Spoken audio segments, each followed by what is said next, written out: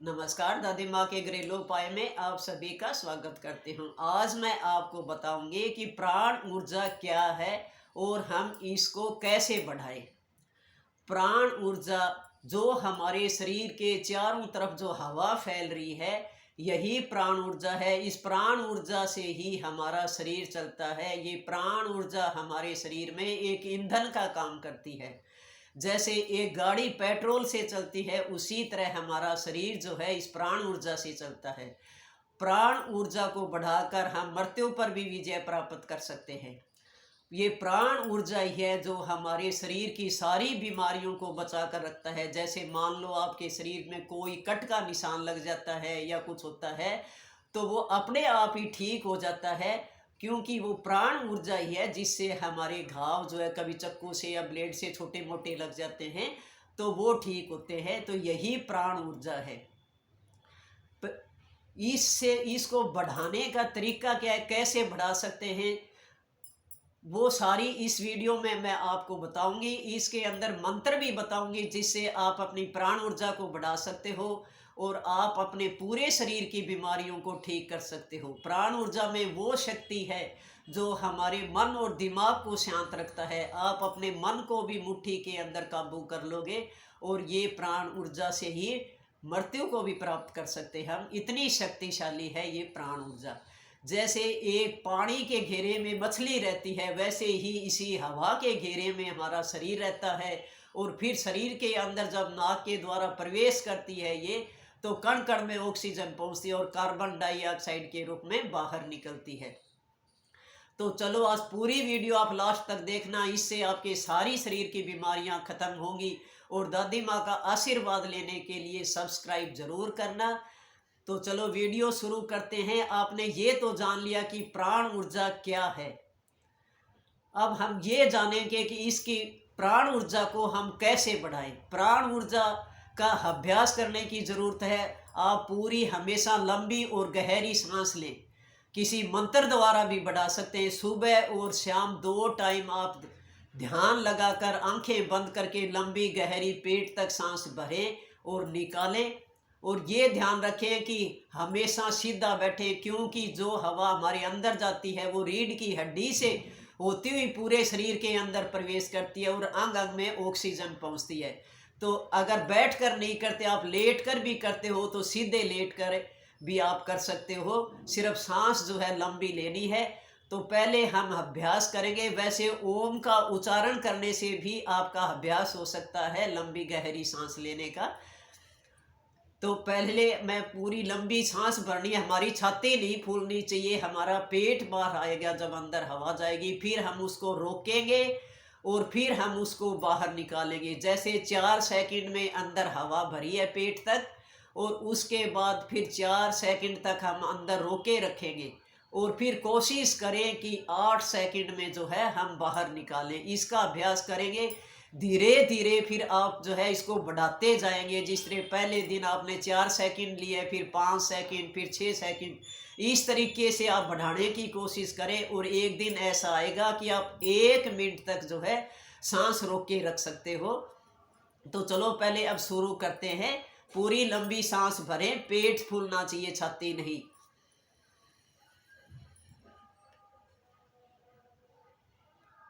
अब रोकें, पेट पूरा बाहर।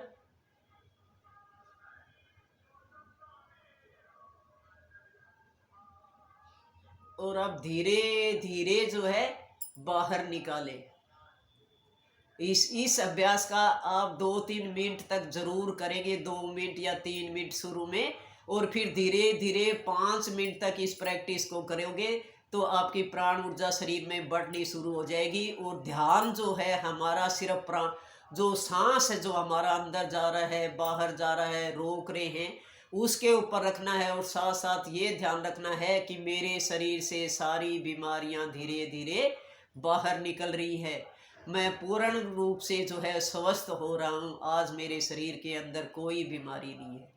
तो आप ये प्राण ऊर्जा इस तरीके से बढ़ा सकते हो। दूसरा, आप ओम का उच्चारण कर सकते हो। जैसे पूरी सांस भर के ओम बोलोगे,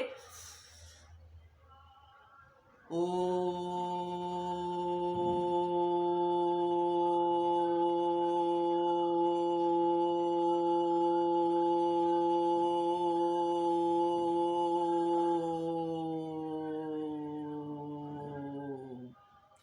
ये आप 5 बार ओम का जो है उच्चारण करेंगे।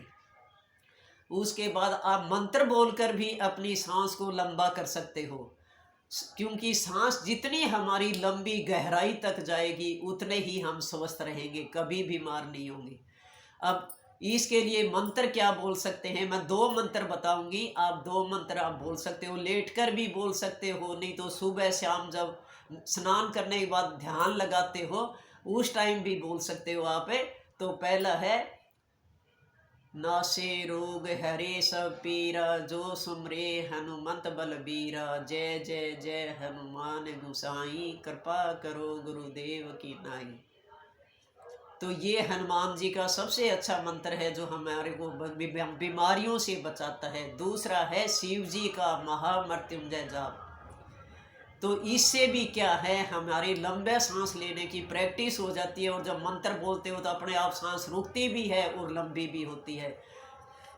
तो चलो अब हमें शिव जी का सबसे बड़ा जो मंत्र है वो बोलते हैं। ध्यान लगाकर बिल्कुल सीधे, रीढ़ की हड्डी बिल्कुल सही सीधी। ओम त्र्योकम यजामहे सुगंधिम पुष्टिवर्धनम, उर्वारुकमेव बंधनम, मृत्युमुक्षये मामर्तात्। तो ये दोनों मंत्र जो है आपको बीमारियों को से भी बचाएंगे और आपकी सांस भी लंबी करेंगे।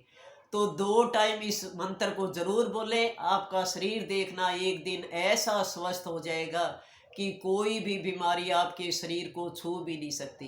अब मैं आपको एक मुद्रा बताती हूँ जो बहुत अच्छी है, आप दिन में 2 बार जरूर लगाएं। जैसे हमारे ये हाथ की 5 अंगुलियाँ हैं, तो ये 2 अंगुली हमें सीधी रखनी है, और ये छोटी अंगुली और जिसमें हम अंगूठी डालते हैं, इनको अंगूठे से इस तरीके से मिलाकर रखेंगे। अगर ये मुद्रा लगाते हो, आप देखना हमारे शरीर के अंदर कितना बदलाव आता है। आप लगाकर देखना, महसूस करोगे। बहुत अच्छी जो है ये मुद्रा है।